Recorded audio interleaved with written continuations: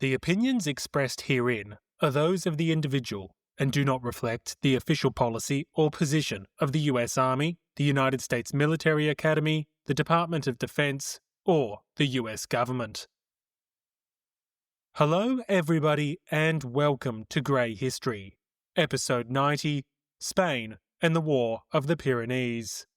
Today, I'm joined by Major Michael Hamel, a leading historian on the Spanish front in the War of the First Coalition. In this wide-ranging interview, we'll be covering everything from the state of the Spanish Empire prior to 1789 to the highs and lows of this overlooked theatre. With failed military reforms, court politics, and some spectacular battles, there's plenty to unpack in the War of the Pyrenees. But before we commence our review of the Spanish front, a reminder that this podcast is in a battle of its own. With counter-revolution around every corner, I could really use your help to keep bringing you history that isn't black and white. Enjoy ad-free listening, hours of bonus content, and a range of other perks, all while doing your part to keep Grey History in the fight. For the price of a coffee or two a month, you can make a small donation with a very big impact. Please support the show today at patreon.com. Now, it's with enormous pleasure that I get to welcome the newest members of the Grey History community. A warm welcome to the newest virtuous citizens, Tim, Douglas, Jacob, Lachlan, Ewan, Blake, Niramir, Elian, Alison, and Frank. Another warm welcome to the newest true revolutionaries, Mark, Jersey, and Louis. No, not that one. Also, a special thank you to Mira for increasing their pledge and becoming a true revolutionary. Finally, a humongous thank you to every community member and a special shout out to the heroes of the revolution, Brian, Charles, Jeff, Kevin R., Scott, Howard, Hilberto, Ron, Kevin S., and Fernando.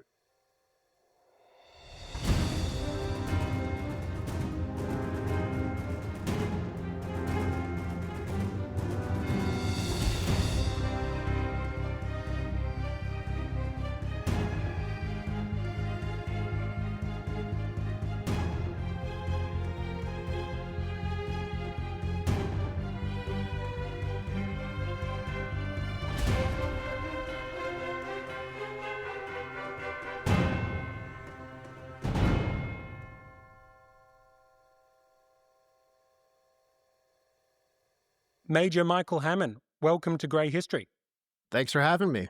No, thank you for coming on. I am super excited to get into the Spanish front. This is a campaign that we have not really been able to talk about in great detail so far in the show, and it's one of these campaigns that is often overlooked, and I think it's a bit of an injustice. There's some fascinating individuals, there's some great battles and events, there's some peculiar personalities, particularly on the Spanish side, when you're talking about the Spanish court, and so I know that there's a lot that we can sink our teeth into here.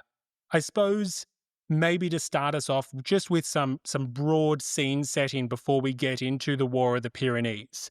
Are you able to outline for listeners just what the state of the Spanish Empire looks like at this time, and I suppose what about the state of its army as well? Sure, and this question makes me so sad because Spain could have been great. And on paper, in 1789, Spain controlled one of the largest empires in the world. Vast territories across the Americas, the Philippines, and important strategic holdings in Europe and North Africa. But the reality, the empire had been stagnating for quite some time. And if you really want to understand how bad things were, I think we can just take a look at the Spanish economy, or honestly, the lack of one. And Spain was completely dependent on precious metal shipments from its American colonies, especially Mexico and Peru. But by the late 18th century, this system was breaking down. Mining production had become really inconsistent, and some of the best silver veins were depleted, and labor shortages made it harder to sustain output. And on top of that, Spain's ability to actually move its wealth, move all that bullion, it was being constantly disrupted. Pirates, smugglers, and of course, the pesky British Navy were all major problems.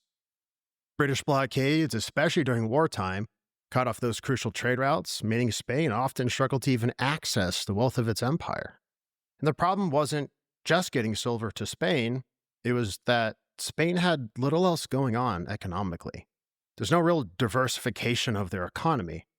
Unlike Britain or France, which were rapidly industrializing and developing commercial enterprises, Spain still just kind of relied on its imported goods and its bullion. Even basic manufactured products often had to be brought in from abroad and usually paid for with, you guessed it, American silver. And all of this kind of single-facet economy is made worse by Spain's growing debt and inflation crisis. And this really all goes back to the American Revolution. And Spain had spent a fortune fighting in the American Revolutionary War, specifically to counter the British. And the whole idea with getting involved in this war was to weaken Britain and expand Spanish influence in North America and the Caribbean. Which, that makes sense in theory, but in practice, it drained the Spanish treasury. Wars are expensive, and Spain had to borrow heavily by issuing royal bonds, which is just borrowing money. And at first that works fine. Investors are willing to lend to the Spanish crown. But then as the war drags on, the British Navy just wreaks havoc on Spain's trade, and things start to spiral. And to compensate, Spain borrows more. And the hope is that once the war ends, there's going to be a flood of American silver, and that's going to refill the treasury and just everything will stabilize.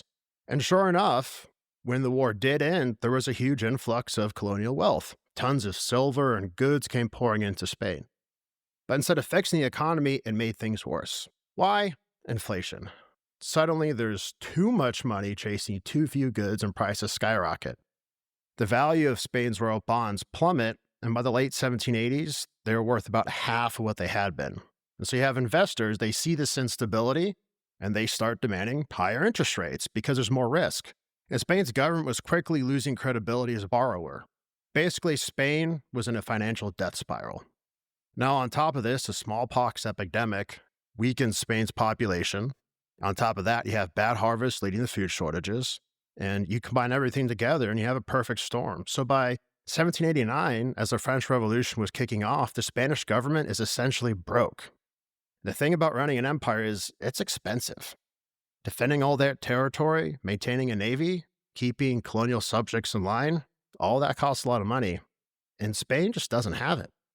So when revolution breaks out in France, Spain is in no position to handle the geopolitical chaos that follows. They're financially weak, economically stagnant, and politically very vulnerable, which is why when war does come, Spain ends up being dragged into conflict rather than shaping events on its own terms. So yeah, Spain could have been great, but by 1789, they were a declining power trying to hold on to past glories in a rapidly changing world. And by extension, the Spanish army is in a sorry state. And I think to look at that, we have to go back to the 7 Years' War. And for anyone not familiar with the events of the war, France isn't doing very well late in the war. It's getting its butt kicked. And Spain joins the party in 1761. And for Spain, Portugal is the obvious target, given its location right on the border. So the Spanish send out a massive invasion force of around 40,000, of which 10,000 or so are French auxiliaries. Meanwhile, the joint British-Portuguese force only totals around 15,000. And you'd think this would be a pretty easy fight, but instead, the Spanish army is absolutely destroyed after a few months of fighting. We are talking 30,000 casualties in comparison to the British, who are essentially untouched. Now, this is a major embarrassment, and there's a lot of soul-searching and momentum for reform.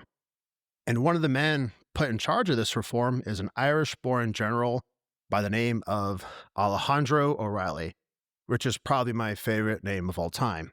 In 1768, he published his new ordinances, which on paper, these regulations should have been transformative. They reshaped unit organization, discipline, tactics, line regiments are standardized, training emphasized volley fire and bayonet charges, and cavalry tactics shifted toward shock engagements. On top of this, military academies were established to professionalize officer training, and the Artillery Corps was modernized with the state-of-the-art Groupe system from France.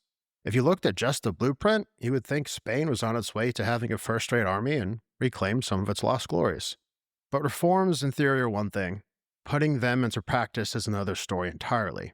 Despite the new academies, a lot of powerful aristocrats didn't like being told how to run their regiments. You have a whole bunch of young noblemen who are used to quick promotions and leisurely garrison life, and they have little appetite for rigid discipline. Even the best intentioned officer schools weren't turning out enough graduates, and many senior nobles saw these academies as useless novelties better suited to Germany, or Prussia at the time. And their argument boils down to courage is the most important thing in war. We, the Spanish, have won time and time again, and this whole discipline thing just isn't for us. It's not inherent to the Spanish nature. And to make matters worse, promotions in Spain were still dependent on connections. Many officers received the rank not because they were qualified, but because they were either of noble blood or had influential patrons at the court. So imagine being a battle-hardened junior officer of common birth and having to serve under some teenager who'd been commissioned at the age of 12 just because he had a fancy last name. Naturally, that doesn't really help morale. Another serious hurdle was logistics and supplies, and Spain never really properly sorted that out, even with their reforms.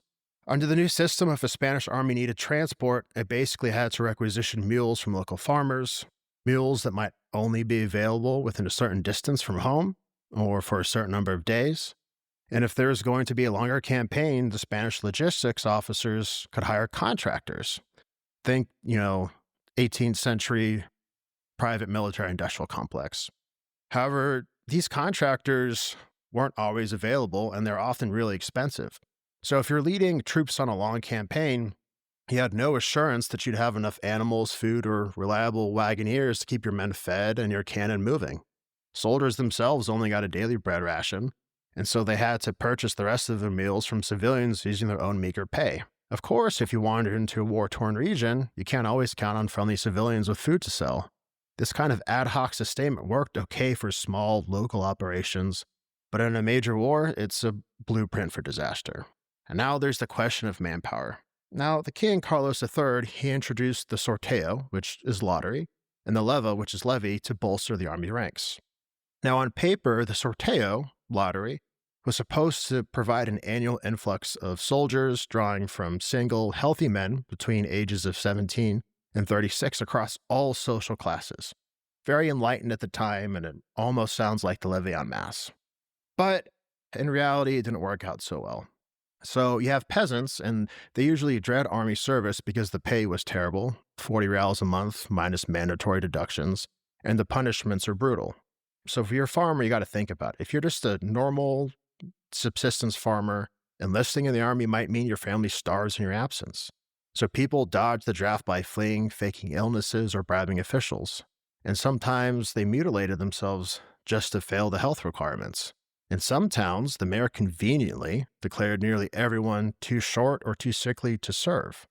Not only that, every year the sorteo went on, more and more different groups petitioned the king for some sort of exemption. And so it starts out that nearly everyone, in theory, could get drafted. But then, the engineering students in Madrid revolt and rebel, have a riot. So they're like, nope, okay, you're exempted. And then the merchants, of course, you can't draft the merchants, and so they're exempted. So by the time you kind of hit the 1780s, the sorteo only ends up drafting men who had no way of escaping, the poorest of the poor. And the levy, which was forced conscription, it just scoops up criminals, beggars, and drunkards, basically anyone who looks like a vagrant. And as a result, the Spanish army became even more unpopular and desertion skyrocketed. Now, you might be thinking to yourself, why didn't the government just allocate what money they had to fix these issues? And the short answer is they prioritized the Navy instead. With the Franco-Spanish family compact in effect, Spain assumed France was a reliable ally on land, and so the real threat was the British and their sea power. Therefore, Carlos just sank tons and tons of funding into building a huge fleet to compete with Great Britain. And by the 1780s, the Spanish Navy had expanded tremendously, while the army's budget had barely changed.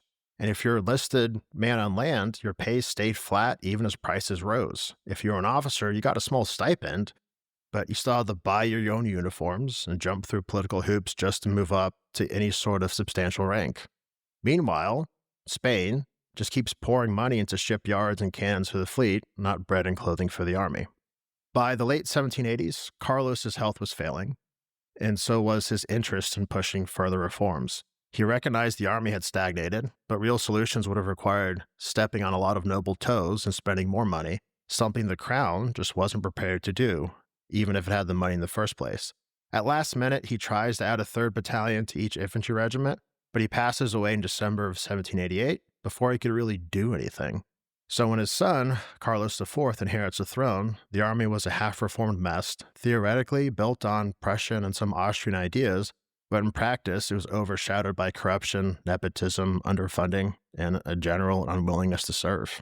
I think that outlines perfectly just why the Spanish are not a great power at this time. I think if you're coming in and you're being told that there's 5 great powers in Europe at this time, and you're looking at a map of the world, you'd go, well, surely Spain, with its vast colonial empire and its previous position in history, would be one of those great powers. But it's not, in no small part because of all the various issues that you just outlined, not only as it relates to its economy and its society, but also its armed forces as well. Now, one of the things that you mentioned there in that answer was the fact that the Spanish were focusing on its navy and its fleet because it had an alliance with France. And this, I suppose, sets us up very nicely for the French Revolution in 1789. Are you able to outline how the Spanish court responded to the French Revolution and what its implications were for this alliance where theoretically the Spanish didn't have to worry about their army because they could rely on the French army instead? So the Spanish court, they're just initially stunned by the sudden upheaval in France that obviously begins in May of 1789. And remember, both countries are still technically linked by the Bourbon family compact. So no one in Madrid really expects a revolution that would threaten the monarchy next door. In response, Carlos's prime minister at the time, Floridablanca, scrambles to contain or at least keep the revolutionary infection from spreading south of the Pyrenees. Soldiers were posted to border checkpoints, press censorship intensifies, and the government intercepted private letters to stop any dangerous ideas from crossing into Spain. And despite these efforts, French propaganda kept seeping in. With relations with France just deteriorating further, the prime minister recognizes the possibility of a war and issues a new regulation in June 1791 to restructure the army and boost manpower with depot battalions. And the purpose of a depot battalion is essentially reserve battalions, so the men would show up, train, and then go back home, so theoretically you could call them up in war. But this wasn't a full-scale reform, and it was really more of a desperate attempt to boost readiness on the cheap without spending much money, and it never truly solves the army's manpower or training issues. And of course, by this time, you've had the nuclear crisis, and I know you've covered that with your listeners before, but 1789, Spanish vessel forcibly detains British ships and arrests their crews, and British Prime Minister William Pitt isn't going to let that slide. And so tensions rise up, and it looks like there's going to be a war. And Spain calls on its longtime ally France to back them. And of course, initially, France looks like they're going to back them, but then as the revolution intensifies, they back down. So now all of a sudden, Spain, no longer having its French ally, has to back down themselves, and it's a huge embarrassment. Not only that, their entire basis for the strategic outlook in Europe is gone because they had France, a great power, its ally, and now they're no longer reliable. Not only that, they're becoming increasingly hostile. So, moving back to the Spanish court, you have the prime minister trying to stem the tide of all this revolutionary fervor from coming into Spain. The problem is, taking these actions, this naturally angers revolutionary France. And Carlos IV, the king, fears it might provoke a wider conflict. And so the king dismisses his prime minister in early 1792 and to try to smooth things over with Paris and possibly protect his cousin, King Louis, he appoints Prime Minister Abarca. And Abarca tries a more conciliatory approach to avoid a confrontation. He dials back the press censorship, he softens anti-French stances, and just hopes to calm tensions. Yet he never really sufficiently bolsters Spain's armed forces. The Catalonia cordon, so all the troops along the border, was pitifully undermanned and undersupplied, and it has fewer than 8,000 troops, let alone enough tents to house its soldiers. And Abarca, he does talk about potential invasion plans with the commander, but he's very reluctant to reinforce the border because he's afraid of provoking the French revolutionary government. And ultimately, the revolutionaries themselves, they escalate matters, of course, by storming the palace that August, imprisoning the French royal family. And as a result, Abarca, the king blames him for this somehow, and he loses favor and is dismissed after only a few months in office. Next comes the man we all know and love, Manuel Godoy. And Carlos IV installs him as a prime minister in November with a very specific mission: rescue, or at least shield, Louis XVI without plunging Spain into war. And I'm of the opinion this was an impossible task, but Godoy tries anyway. He tries multiple diplomatic maneuvers. He goes so far as to recognize the French government and even offers hostages in exchange for Louis' safety. And in fairness to Godoy, there's not much more else he could have done. Unfortunately for Spain, Godoy, and Carlos, the French government is unmoved and they demand Spain disarms along the frontier. And so that kind of sums up the immediate actions leading up to the war. Right. And then obviously at the start of 1793, the French do go ahead and execute Louis XVI, the cousin of the Spanish king. And then we see in the immediate weeks after that, France declare war on Great Britain and the Dutch Republic. And within a few weeks after that, you get conflict with Spain. So how did Spain respond to the outbreak of war? And I suppose, was there a public enthusiasm or any sort of war fever in favor of military confrontation? And how ready was the army for action? Dare I say, I suspect they haven't found the tents that they were missing just a few months prior. No, they unfortunately haven't found their tents. So once the French execute Louis in January, war is inevitable. Spain's monarchy had already been very uneasy and nervous about revolutionary France, but executing a fellow king, that's a direct threat to every crowned head in Europe, never mind the fact that this is the king's cousin, they're both Bourbons, they share a line. So from that moment on, the Spanish government had no real choice but to prepare for war. The problem is Spain is not ready, militarily or politically. On February 4th, 1793, only a month before France formally declares war, Carlos issues a call for volunteers. And this was supposed to be a rallying cry for Spanish men to defend their king, their religion, their country, against these radical revolutionaries. In theory, there should have been a surge of patriotic enthusiasm, but in practice, hardly anyone shows up. Out of a population of roughly 2 million military-aged men, fewer than 5,000 volunteered. That's dismal. And I feel pretty confident in this number, given the sheer number of census records and recruitment reports I've sifted through. And I think this lack of enthusiasm speaks volumes about Spain's situation. Unlike France, which was able to stir up revolutionary zeal and field massive armies, Spain was dealing with a population that was either indifferent, skeptical, or outright unwilling to go and fight. Now, Spain could have instituted a fresh draft to fill the ranks, but the king didn't dare. Why? Because there was a very real fear that forced conscription would trigger civil unrest. And this was the last thing the Spanish monarchy needed right in the middle of a war with France.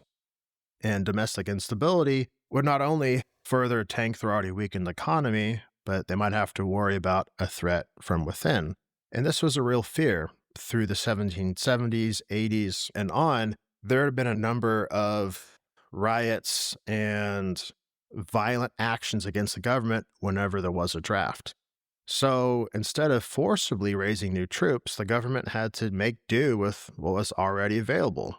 And what was available? Well, not much. By the time war broke out in March, Spain's regular army probably stood at around 40,000, which, for a country of Spain's size, was way below what was needed. And to make things worse, many of these troops were poorly equipped, undertrained, and not remotely prepared for a major campaign. This was not an army that was itching to march to victory. It was an army scraping together resources just to function. Not only that, as they're trying to prepare these border units for war, they are running into the problem of ghost soldiers.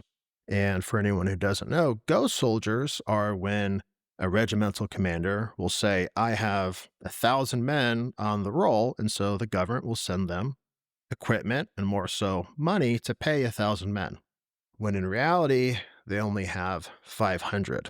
So rather than being able to get an army ready for invasion that we're about to talk about, they're having to divert units to other locations along the border. Now, as far as the enthusiasm for the war, there is one interesting contrast, and that is the Spanish Navy. It actually fares much better than the Army in terms of recruitment. The Navy saw a much higher level of volunteer enlistment than the land forces. And I think a lot of that has to do with the perception of the Army within Spanish society. The Army did not have the best reputation at this point. It was associated with hardship, poor conditions, and little opportunity for advancement. The Navy, on the other hand, still carried a bit of prestige. For one, Spain had a long-time maritime tradition, and naval service was often seen as offering more honor and stability than life in the army. Plus, with Spain still holding vast overseas territories, there was more opportunities for naval personnel to be stationed in lucrative colonial ports rather than slogging through a grueling land war. So, was there widespread war fever? Not really. There was certainly anti-French sentiment, especially among the elites and the clergy, but there wasn't a wave of patriotic fervor like what we see in revolutionary France or even in Britain at certain points. For the average Spaniard, this wasn't their war, it was their king's war. And that disconnect between the monarchy and the people would continue to be a huge problem as the war dragged on. And so this King's War, one of the things that we're talking about quite a bit at the moment in our focus on the great powers in the First Coalition is a tendency to kind of look at maps and carve up territory and believe that they're going to, Britain thinks it's going to be able to annex Dunkirk and a whole bunch of other great territorial exchanges. From the perspective of the Spanish government, when they're looking at this war that they have now found themselves in with France, what are their immediate campaign goals, I suppose, for 1793, but also for the bigger picture? Do they have grand annexation plans or territorial ambitions, or is this more about crushing a revolution that beheaded the cousin of the king? It's a little bit of both. I will start with the campaign goals first, and kind of the broad strategic goal of the campaign itself was pretty straightforward. Spain saw an opportunity to take Roussillon. But to really understand why this was such an important theater of war, you have to look at the region's complicated history and its value. And so, for those who don't know, Roussillon is a small province in the eastern Pyrenees in what is now southwestern France. And if you're looking at Spain, it's on the opposite side of Catalonia. But back in the 18th century, its identity was far from settled. Historically, it had been part of the Crown of Aragon and then Spain, only becoming French in 1659 with the Treaty of the Pyrenees. And while that treaty had been signed well over a century before the War of the Pyrenees that we're talking about today, the population of the province was still overwhelmingly Catalan. They spoke Catalan, identified culturally with Catalonia, and didn't particularly consider themselves French. Now, fast forward to the 1790s, and things in France are chaotic. The revolution has turned the country upside down, the monarchy has been abolished, and France is suddenly fighting wars on multiple fronts. The population of Roussillon, like many regions on France's periphery, had not had a great experience with the revolution. There was economic hardship, revolutionary reforms that clashed with local traditions, and just general unrest that meant Roussillon wasn't exactly brimming with enthusiasm for the new French government. Spain, well, really Emmanuel Godoy, sees an opportunity. If Roussillon was still culturally Catalan and its people were unhappy with French rule, why not invade and liberate it? The Spanish assumed, or at least hoped, that the local population might welcome them as liberators, or at the very least not resist too much. So Spain's goal in this campaign was clear: invade Roussillon, secure it militarily, and reintegrate it into Spanish territory. And for France, the objective was equally clear: hold Roussillon at all cost. Losing it wouldn't just mean losing territory, it would signal weakness at the time when France was already under siege from multiple European coalitions. It would also open up a major vulnerability in the south.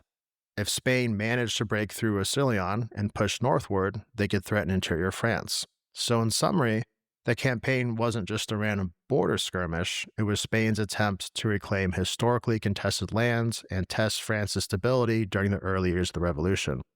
Meanwhile, France was fighting to defend its territory and prevent Spain from gaining a foothold that could threaten the broader war effort.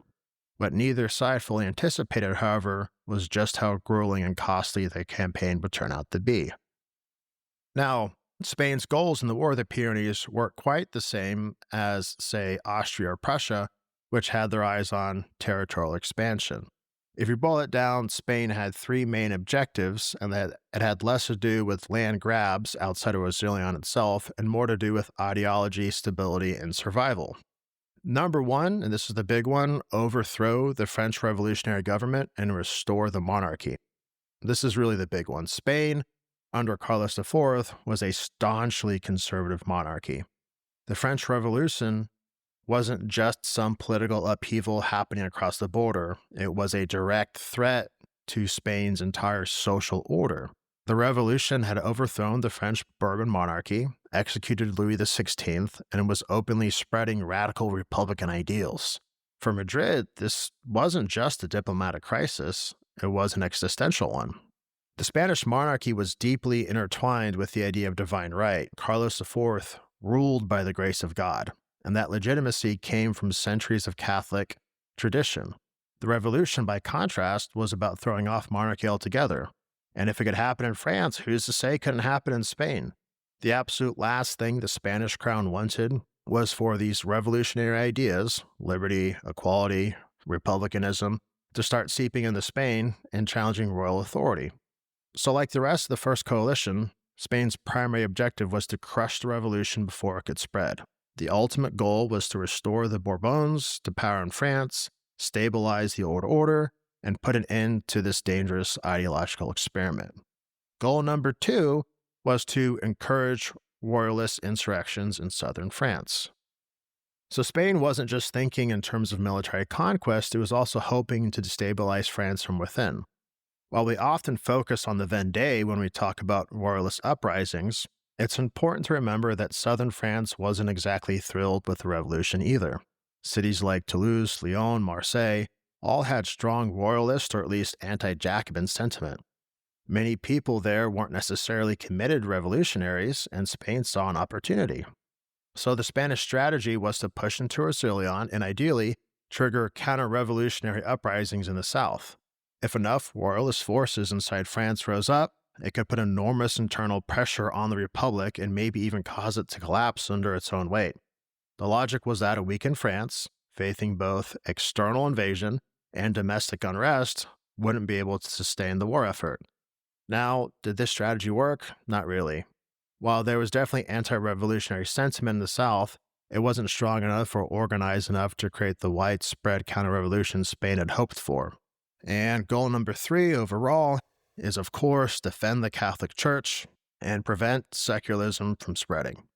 Beyond politics and war, Spain was deeply concerned with the fate of the Catholic Church in France. The French Revolution had been aggressively anti-clerical, confiscating church lands, suppressing religious institutions, and even attempting to replace Catholicism with new, secular, revolutionary cults, the horror. From Spain's perspective, this wasn't just an attack on religion, it was a direct challenge to the monarchy itself.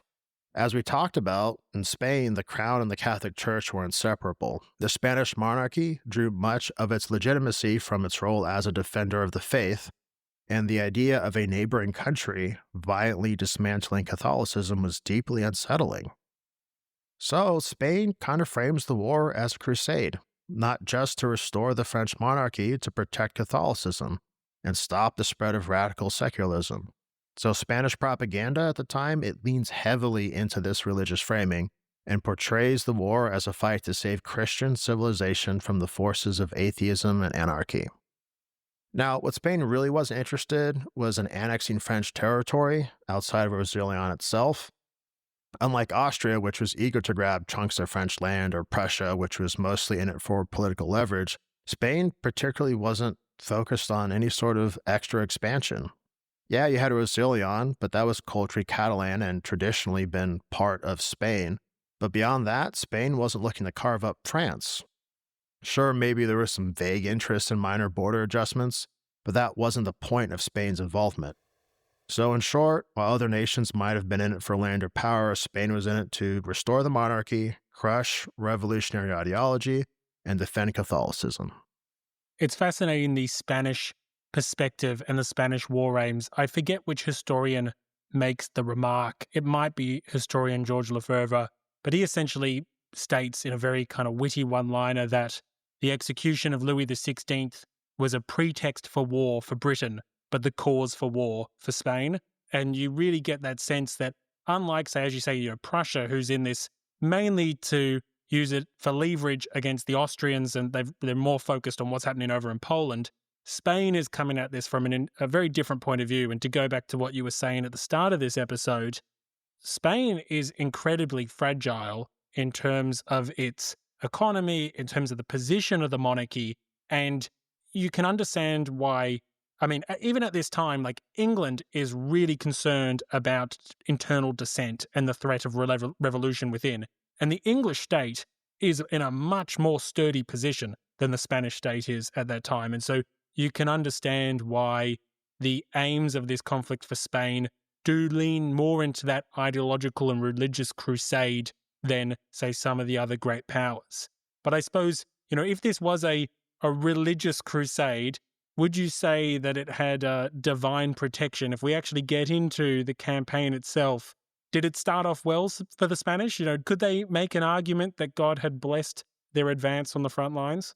So, unfortunately for the Spanish, I don't think it had divine protection. And the campaign actually kicks off earlier than expected. Ricardos had initially planned to launch his invasion of Roussillon in May, but events forced his hand. A loyalist spy crosses the border on April 10th with an alarming piece of intelligence. French revolutionary authorities were planning a brutal reprisal against a major town in the region, and it was going to be a punishment of thirds. 1/3 of the populations would be executed, another third imprisoned, and the final third would have their property seized. And so Ricardos feels like he just can't sit back and let this happen. And out of curiosity, is this legitimate? Is this a false flag operation, or is this there was actually a mayor that was, a town that was going to suffer a pretty heavy reprisal from French sources?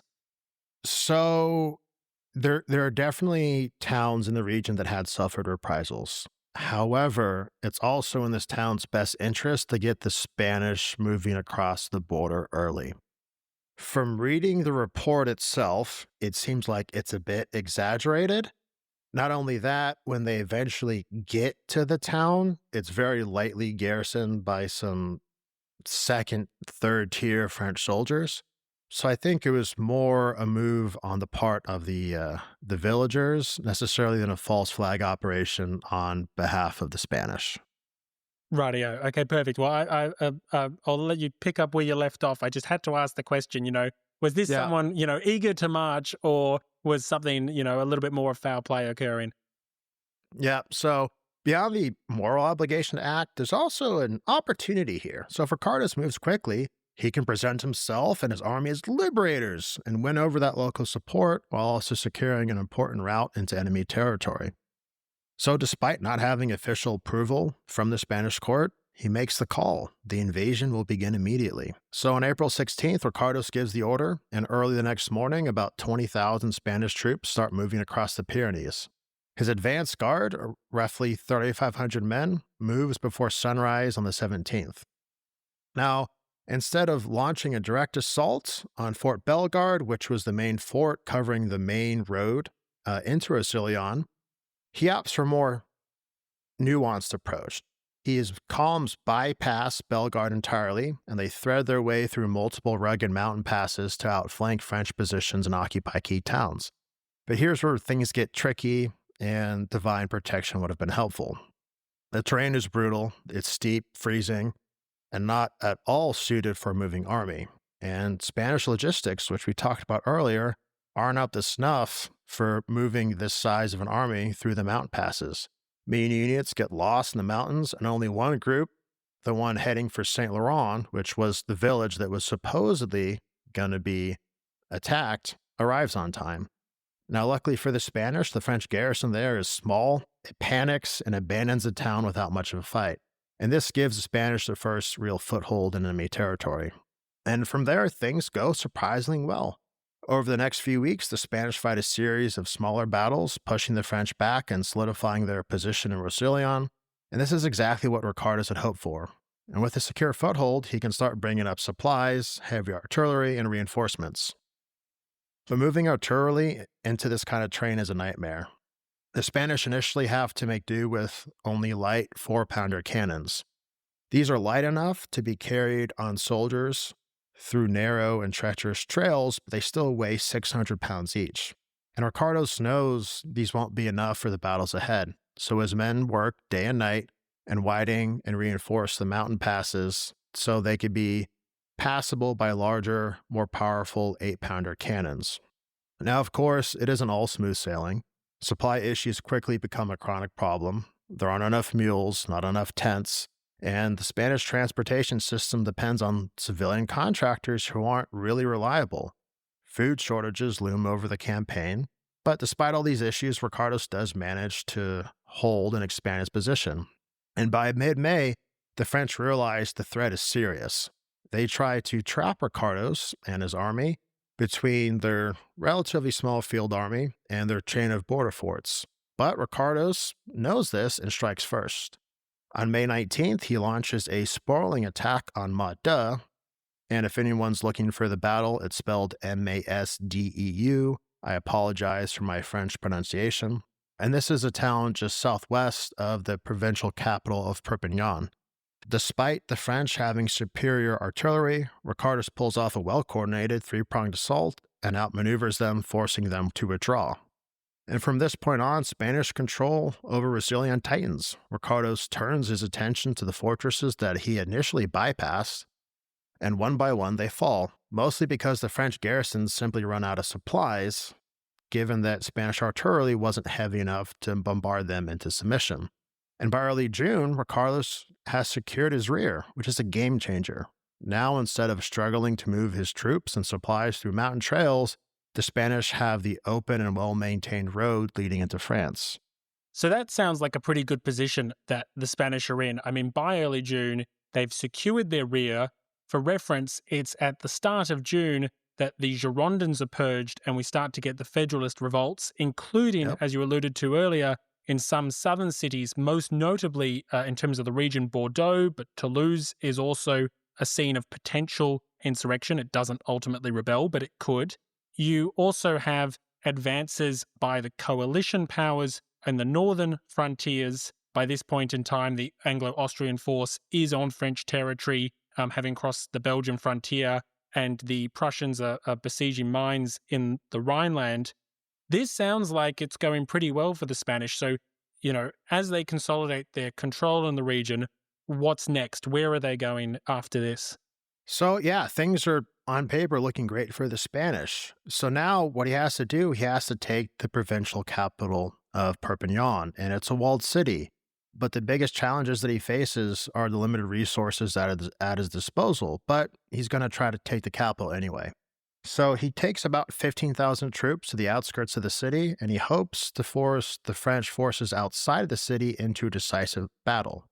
And on paper, his tactical plan makes sense. He splits his force into 3 infantry columns, 2 cav wings, and he tries to envelop the city and stretch the French defenses. But theory and reality are 2 different things. As we discussed earlier, his biggest problem is artillery. The Spanish only had a small contingent of guns, and they were no match for the well-positioned French batteries defending the city. And the result is frustratingly predictable. Even when the Spanish made progress in their initial attacks, they simply didn't have enough strength to turn a breakthrough into a victory. And the French weren't about to let them off the hook. They had reserves waiting just outside the fight, and as soon as they spotted the weak points in Spanish lines, they struck back hard. And the counterattack forced Ricardos into a defensive scramble, and although he managed to hold his ground and repel a final French assault, the writing was on the wall. With no way to take the city and his troops exhausted, he had to pull back, and Perpignan remains firmly in French hands. So the Spanish have succeeded in coming across the Pyrenees. They've made a solid attempt at securing the region. They've gone for the departmental capital. They've failed. Is this the high point for the Spanish in the War of the Pyrenees? And what does General Ricardos, as he's surveying his men and his failed attack on the city, what are the next steps for him? Yeah, so this is definitely the high point of the campaign, but Ricardos isn't going to give up. And with no realistic chance of winning a pitched battle and lacking the artillery needed to attack the city's walls, he has to rethink his approach. So instead of trying to attack the city outright, he opts for a more methodical strategy. He's going to blockade the city. He identifies 4 key strong points surrounding the city and moves quickly to secure and fortify them. The idea here is pretty simple. Choke off supplies and reinforcements, force the French inside the city to stretch their resources thin and wait them out. By early September, Spanish troops had taken and fortified these locations, effectively cutting off most routes into the city. So at that point, despite the failed assault, the Spanish still held a relatively strong position in the campaign. Ricardos had boxed in Perpignan and was still in control of Roussillon's southern region. But his problems weren't going away, and as we'll see, the situation would only get harder for him in the months ahead. Right, so the Spanish have been halted.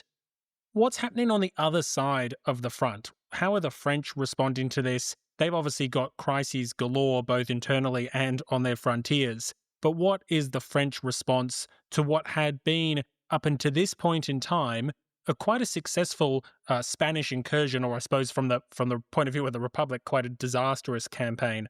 Yeah, so for the French, it had been pretty disastrous, but it being so disastrous and the absolute insult of the Spanish being on their territory gives them motivation to attack. And so the real shift in this momentum comes on September 17th, 1793. As we discussed, Ricardo splits up his forces into 4 main strong points. Well, one of those are about 6,000 Spanish troops under Geronimo Giron, and he's sitting just northwest of the provincial capital. And the French are livid about that, so they attack. And initially, the engagement goes pretty well for the Spanish. Giron's men repel the first French assault easily. But here's the catch. There's a ravine just to the north of the Spanish position, and nobody's guarding it. And that turns out to be a huge oversight. A fresh French column sweeps through this ravine a few hours later in a secondary attack and basically shows up right in the middle of the Spanish line. And this is catastrophic for the Spanish. They suffer heavy casualties and, more importantly, the loss of 43 cannons. These pieces of artillery are precious and aren't easily replaced. So in one fell swoop, Ricardos' whole invasion is in serious jeopardy. Now, it's worth noting this is really the one major defeat the Spanish suffer in the entire campaign. It's also telling that Ricardos wasn't even there. He was off elsewhere when it happened. And meanwhile, the French have been gathering strength thanks to the levée en masse. So they've been continuously funneling in new troops. The Spanish, on the other hand, are just flat out exhausted from months of hard marching and fighting. And Ricardos, he sees the writing on the wall, so he pulls back his remaining forces, around 16,000 men, to Ponteria. He fortifies strong points in the hills, and the French, sensing victory, launch a massive 3-pronged offensive to encircle him. And this is the Battle of Trias. And here's the twist. Despite being on their heels, Ricardos' army wins a stunning victory. He inflicts almost 5,000 French casualties while suffering only about 2,000 casualties himself. And it sounds like a huge turnaround, right? The only problem is that the French promptly get another 15,000 reinforcements the day after the battle. So whatever momentum Spain gained is overshadowed by sheer French numbers. We've just discussed the levée en masse in the show as part of the total mobilization of the French nation. And that there is a perfect example of why the French Republic is able to push back the coalition armies in the second half of 1793 and then continue to do so in 1794. I mean, how is Ricardos and how is Spain meant to compete with an enemy that can not only absorb that kind of losses, but then bring in multiples of that the very next day onto the front lines. They absolutely can't. And Ricardos realizes this. He realizes he can't win a war of attrition. And so he decides to withdraw again. To confirm this, on September 26, he holds a council of war, and all of his generals agree that if they hold in place, they're going to be surrounded and destroyed. So they start dismantling their camps, and they light decoy fires to trick the French into thinking they're still there. Classic war move. And by the time the French notice, the Spanish have dug in at Le Boulou, a spot about 6 kilometers north of that main Fort Bellegarde. And from early to mid-October, the French throw wave after wave of attacks at the Spanish, but Ricardos holds and probably inflicts about a 4-to-1 ratio as far as casualties go. Unfortunately for Ricardos, as we discussed, the French just keep on getting more reinforcements. And in late November, a small but essential and vital reinforcement of about 5,000 Portuguese troops arrive under General John Forbes. And this gives Ricardos enough manpower to once again go on the offensive. In December, the Spanish and Portuguese pull off a surprise dawn attack on Villeneuve, and it completely overwhelmed 10,000 French defenders for the loss of only 126 men.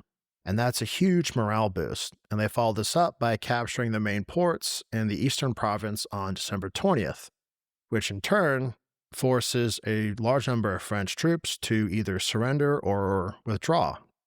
By this point, Ricardos basically controls most of the province, but once again, the French still hold the provincial capital with its walls and fortresses. And Ricardos just doesn't have the artillery or the numbers to invest the city properly. So you've got this weird situation where the Spanish have a ton of ground but can't deliver a knockout blow. In the end, the only decisive defeat they suffer all campaign is that September 17th disaster. And Ricardos isn't even on the scene when it happens. So to answer the question, it's not that the French had a string of massive and overwhelming victories. There's really just one key Spanish defeat. But that, combined with France's ability to keep throwing fresh troops into the fight, it forces Ricardos to pull back and fight for survival rather than continue his ambitious offensive. And so by the end of 1793, what's the state of Ricardos' army? You know, they've made these more recent gains again. Are they in any position to even have a hope of holding on at this point in time? No, absolutely not. By the end of the year, his army is barely holding on. Even though they had won a few victories in December, those minor tactical successes, they don't change the bigger picture. The biggest problems are supplies, sickness, and morale, all of which are getting worse by the day. A few months back in September alone, a staggering 6,000 men had fallen ill. That wasn't just a medical crisis. It triggered a chain reaction of desertions, disobedience, and outright mutinous behavior. Soldiers were hungry, exhausted, and increasingly unwilling to fight. Ricardos knew he had to take drastic measures, so he cracked down hard, imposing severe punishments for even minor infractions. He made it clear that looters and deserters wouldn't just be reprimanded, they would be shot or hanged. I even found orders for a specific man to be put on a torture device known as the wooden horse, or also known as the Spanish donkey. But fear can only go so far. Every day. I have to ask on behalf of listeners that don't know what the Spanish donkey is. Are you able to outline what the Spanish donkey is? Picture a saddle that's made of wood, except it's very pointed all the way at the top. And so the man being tortured is sitting on this very sharp and pointy piece of wood. And then to make matters worse, weights are added to the man's legs and arms, so the wood slowly digs into the man being tortured. And of course, with enough weight, that pointed wood would penetrate the man in question in a not very comfortable location. And while torture is definitely on the outs in Europe by the late 18th century, it is still sparingly used by the Spanish army. So it really demonstrates the state that the Spanish army was in, that they were having to publicly execute people via this method. It's fascinating compared to the French, who of course have adopted the guillotine by this point in time to ensure that executions do not involve any form of torture and are uniform. That's an interesting an interesting point of comparison, I suppose. But anyway, we digress from the unhappy state of some within General Cardos's army. Unfortunately for Ricardos, I feel bad for the man. He did the best that he could. And to make matters worse, the French, they just keep getting stronger. By the end of the year, the army of the Eastern Pyrenees, which was the name of the French force, they swelled to more than 49,000 troops. In contrast, Ricardos, even including the Portuguese reinforcements, had barely 20,000 men left in his army. To make matters even worse, an equine epidemic had swept through his ranks, and that forces him to send back 40,000 sick horses to Spain. And that's a crippling blow to his mobility and cavalry strength, only further reducing his combat power. And at this point, it was clear to him that unless something changed, the Spanish army wouldn't be able to hold its ground against a full-scale French attack in the spring. So facing these grim realities, Ricardos makes a critical decision. On January 18th, 1794, he left the front and returns to Madrid to personally appeal for reinforcements. He knew that without fresh troops, better supplies, and stronger support, the Spanish campaign in Roussillon was doomed. But when he arrived in Madrid, Ricardos ran into a brick wall. King Carlos IV, and more really Prime Minister Manuel Godoy, show little interest in sending any sort of significant reinforcements north. The war effort was stretched thin, and political priorities lay elsewhere. And Ricardos' pleas for help fell largely on deaf ears. Frustrated and exhausted, Ricardos still made plans to return to the front, but his health took a sudden turn for the worse. By early March, he had fallen gravely ill, most likely with pneumonia. On March 6, 1794, Ricardos died, leaving his Spanish army of Catalonia leaderless and at the worst possible moment. And right before he died, on his deathbed, he issued a chilling warning. I quote, "I predict disasters for the future campaign if the material and morale conditions of the army are not improved," end quote. And I would say that's pretty prophetic. Before we touch on the prophetic words of Ricardos there, I do want to just get into a little bit of historiography because as listeners have probably heard, you have, I would say, a reasonably favorable view of his command. And that is actually quite different from some older, more traditional accounts of the campaign, generally coming from British and French sources, who do not view Ricardos's command favorably at all. Are you able to outline some of the critiques that we often hear about his performance in the field, and then outline why you have come to a different conclusion? Yeah, absolutely. And I also should note that generally British and French historians take an unfavorable view of all Spanish commanders across both the War of the Pyrenees, but also the Peninsular War. But I won't get into that. But to be honest with you, not many historians have really taken a deep critical look at Ricardos. Those who have written about him tend to be less than generous, as he said. Ramsay Weston Phipps, for example, described him as, quote, slow and with many misgivings, unquote. He's really suggesting a pattern of hesitant and overly cautious tactics. Paddy Griffith goes even further, and he characterizes Ricardos' leadership as suffering from pathological indecision and argues that he repeatedly pulled back at key moments when he could have pressed for a decisive victory. Now, while both of these historians are incredibly well respected, I have to respectfully disagree with their assessments. And it's not that Ricardos wasn't cautious. He absolutely was at times, but I think that caution was justified. And it's all too easy with the benefit of hindsight to say that he should have been bolder or taken more risks. But that kind of armchair generalship overlooks the logistical nightmare he was facing on a daily basis. From the very start of the campaign, he was leading an under-resourced army with chronic supply shortages, poorly trained soldiers, rampant disease, and an unreliable transportation network. His soldiers were often malnourished, sick, or simply exhausted from fighting in some of the most grueling terrain in Europe. And despite all of that, he still launched the invasion earlier than planned, even though he wasn't fully prepared, because he saw an opportunity to gain that foothold. And personally, to me, that doesn't sound like pathological indecision. That sounds like a general willing to take calculated risks when the moment demanded it. And more than anything, Ricardos is operating under relentless pressure from the sheer weight of French revolutionary manpower. The levy en masse meant that France could afford to take losses and still keep throwing fresh troops into the fight, while Ricardos had no such luxury.